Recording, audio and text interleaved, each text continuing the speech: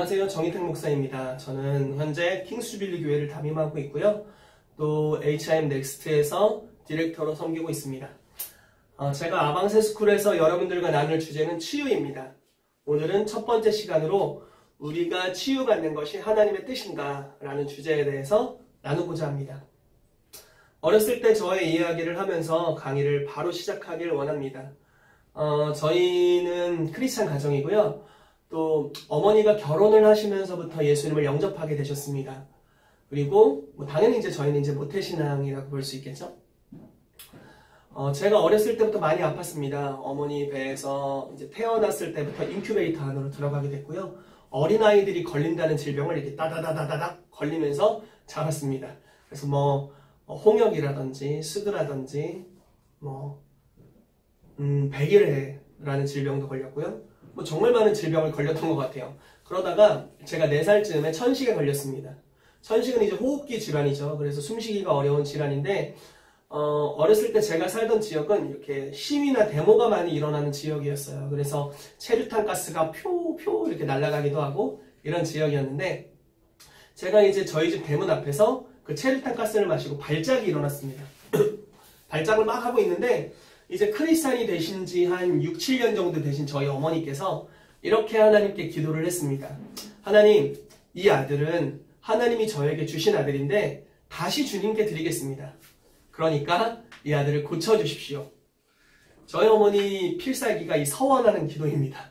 그래서 어머니가 저를 바치는 기도를 주님께 올려드렸고 감사하게도 그 기도 직후에 즉각적으로 저의 천식이 치유되었습니다. 그리고 지금까지도 멀쩡합니다.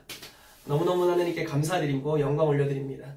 또 하나의 간증은요. 저희 형이 5살 때 저희 아버지가 운영하시는 공장 2층에서 떨어졌습니다. 그러니까 추락사죠.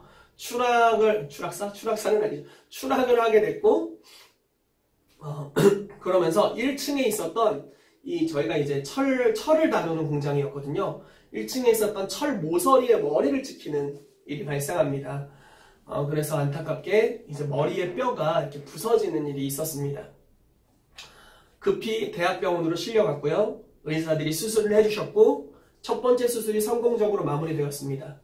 그런데 얼마 회복실에서 지나지 않은 후에 의사들이 몰려왔습니다.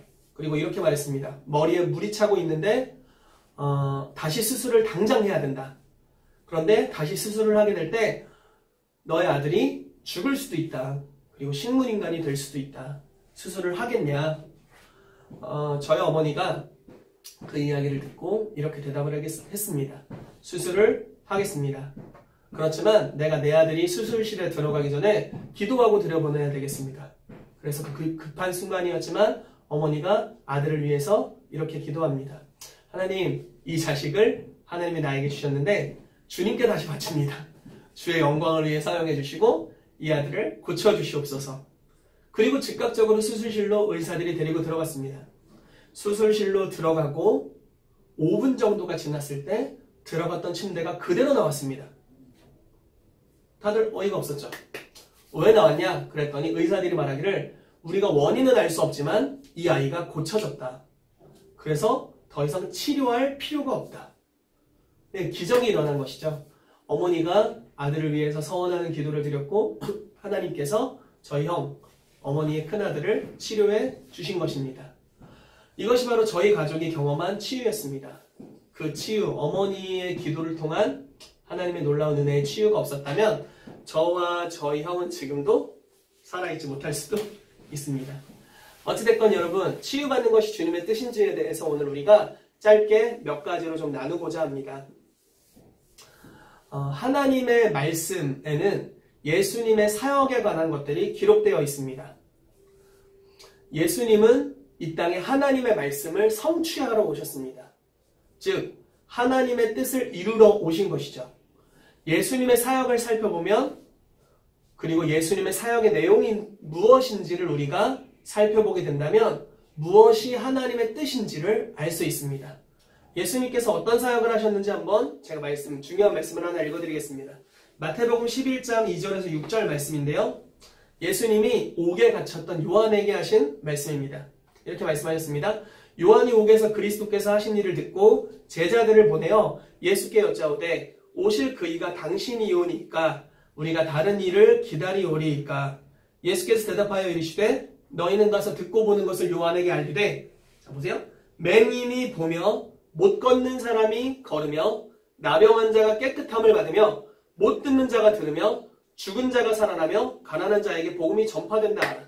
자, 요한은 현재 죽음을 앞두고 있는 상황입니다. 예수님은 그 요한의 상황을 정확하게 알고 계셨습니다.